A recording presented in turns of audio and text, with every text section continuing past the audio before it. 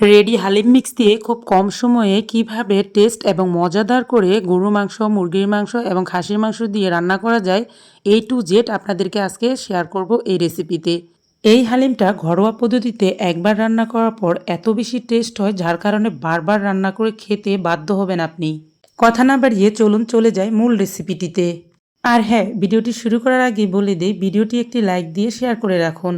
শুরুতে এখানে দেখতে পাচ্ছেন আমি এখানে একটা তীরের কোম্পানির হালিম মিক্সের প্যাকেট নিয়েছি।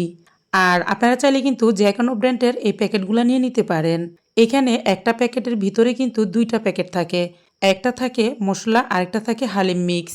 আর একটা প্যাকেট রান্না করার পর অনায়াসে কিন্তু 8 জন মানুষ খেতে পারবেন খুব সহজেই। এই প্যাকেটগুলো এখন আমি কেটে নেব। আর আজকে আমি এখানে গরুর মাংস দিয়ে রান্না করব। আমি যে নিয়মে রান্না করব একই নিয়মে আপনারা মুরগির মাংস অথবা খাসির মাংস, গরুর মাংস সব কিছু দিয়ে রান্না করতে পারবেন। আমি এখানে প্রথমে গরুর মাংস নিয়েছি হাফ কেজির মতন। আমি একটু ছোট সাইজ করে কেটে নিয়েছি। আপনারা কিন্তু যে কোনো রকম মাংসটা দিয়ে রান্না করতে পারবেন।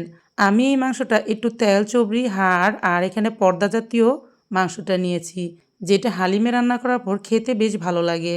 আমরা রেস্টুরেন্টে খেতে গেলে যেরকম মামারা হালিম দেয়, হালিমের ভিতরে কিন্তু শক্ত টাইপের কিছু মাংস থাকে, যেগুলো আমাদের মুখে পড়ার পর কসকস শব্দ হয়, খেতেও বেশ ভালো লাগে। তার জন্য আমি ওই জাতীয় মাংসগুলো দিয়ে রান্না করতেছি। তবে আপনারা কিন্তু পছন্দ অনুযায়ী মাংস দিয়ে রান্না করতে পারেন। এখন আমি এটাকে সাইডে রেখে একটা ডিশ নিয়ে নিলাম। ডিশের ভিতরে দিয়ে দিলাম হালিম মিক্স। আর এখানে কিন্তু আমি বলক পাড়া গরম পানি দিয়ে দিব। বলক পাড়া গরম পানি দিয়ে ভিজিয়ে রাখতে হবে প্রায় 30 মিনিটের মতন। আর চামচ দিয়ে নাড়াচাড়া করে সাথে সাথেই কিন্তু মিক্স করে নিতে হবে, যাতে করে ভিতরে কোনো দলা বা গুটুলি না বাঁধে। এখন কিন্তু আমার মিক্স করা হয়ে গেছে। আমি ঢাকনা দিয়ে ঢেকে রাখবো যতক্ষণ পর্যন্ত আমার মাংসটা রান্না করা না হয়ে যায়, ততক্ষণ পর্যন্ত এটা কিন্তু ভিজতেই থাকবে। এখন আমার মিক্স করা হয়ে গেছে, বাটির উপরে ঢাকনা দিয়ে ঢেকে রাখবো যতক্ষণ পর্যন্ত মাংস রান্না করা না হয়। এখন চুলোতে দিয়ে দিলাম একটা প্যানের ভিতরে দিয়ে দিলাম সয়াবিন তেল পর্যাপ্ত পরিমাণ। আর এখানে এখন দিয়ে দিচ্ছি আমি আস্ত কিছু কিছু গরম মশলা। গরম মশলাগুলা হালকা ফ্রাই করে ভাজা হয়ে গেলে এখানে আমি দিয়ে দিব পেঁয়াজ কুচি। পেঁয়াজ কুচিটা খুব ভালোভাবে লালচে কালার হয়ে ভাজা হয়ে গেলে এখানে আমি দিয়ে দিচ্ছি 2 চা চামচ পরিমাণের আদা রসুনের পেস্ট। আদা রসুনের পেস্টটাতে যাতে কাঁচা গন্ধ না আসে, তার জন্য কিন্তু অবশ্যই তেলের উপরে ভালোভাবে ভেজে নিতে হবে। কিছুক্ষণ ভেজে নিয়ে এর ভিতরে আমি সব ধরনের মশলা অল্প অল্প করে মিক্স করে দিচ্ছি। লবণ, হলুদের গুঁড়া, মরিচের গুঁড়া, ধনিয়ার গুঁড়া, গরম মশলার গুঁড়া, জিরার গুঁড়া, এগুলো সবগুলো দিয়ে তেলের উপরে একটু ভেজে নিয়ে হালকা একটু পানি দিয়ে মশলাটাকে কষিয়ে নিচ্ছি।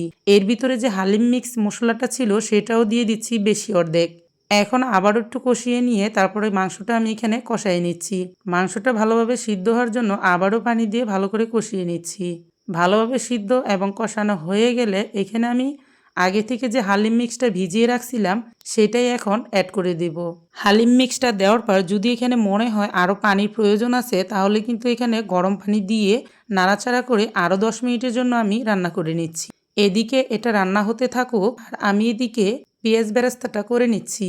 বেরেস্তা দিয়ে হালিম খেতে আরও বেশি টেস্ট এবং মজাদার হয়, মুখরোচক, খেতে খুব ভালো লাগে। পেঁয়াজ বেরেস্তাটা আমার একদম রেডি করা হয়ে গেছে। এখন আমি হালিমের উপর ফোড়ন দিব রসুন, পেঁয়াজ এবং শুকনো মরিচ দিয়ে।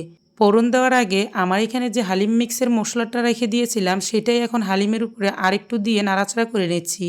আবারও হালিমটা রান্না হতে থাকুক। মশলাটা মিশানোর পর এদিকে আমি ফোড়নটা রেডি করে নেই। ফোড়নের ভিতরে শুকনো মরিচ, পেঁয়াজ আর রসুন দিয়ে ভালোভাবে লালচে কালার করে ভেজে এখন আমি এই হালিমের উপরে ফোড়নটা দিয়ে দিচ্ছি। ফোড়নটা দিয়ে হালিমটা খেতে আরও বেশি টেস্ট এবং মজাদার হয়ে থাকে। সম্পূর্ণভাবে হালিমটা আমার রান্না করা কিন্তু হয়ে গেছে। এখন আমি পরিবেশন করে আপনাদেরকে দেখিয়ে দিচ্ছি। এই হালিমটা রান্না করা এতটাই সহজ আর খেতে এতটাই ভালো লাগে, বাহিরের হালিম থেকে ঘরোয়া পদ্ধতিতে রান্না করে হালিম খেতে পারলে সেটার টেস্ট কিন্তু দ্বিগুণ হয়। বাহিরের খাবারে বাচ্চাদের পেট ব্যথা, নানান ধরনের বমি, জ্বর, ঠান্ডা, সর্দি এগুলো হয়ে থাকে, কিন্তু ঘরোয়া পদ্ধতিতে যদি আপনারা এভাবে সুস্বাদু করে হালিমটা রান্না করে দিতে পারেন, বড় ছোট সকলেই কিন্তু অনায়াসে খেতে পারবে। প্রিয় দর্শক, আজকের রেসিপিটি যদি আপনাদের কাছে একটুও ভালো লেগে থাকে অবশ্যই একটি লাইক দিয়ে দিবেন এবং আমার চ্যানেলটি পেজটিকে ফলো করে রাখবেন। ভিডিওটি বেশি ভালো লাগলে একটি শেয়ার করে দিবেন। তাহলে আজ এই পর্যন্ত, আরও একদিন চলে আসবো নতুন কোনো রেসিপি নিয়ে ইনশাল্লাহ। ততক্ষণ পর্যন্ত আল্লাহ তাআলা আপনাদেরকে ভালো রাখুক। আল্লাহ হাফেজ।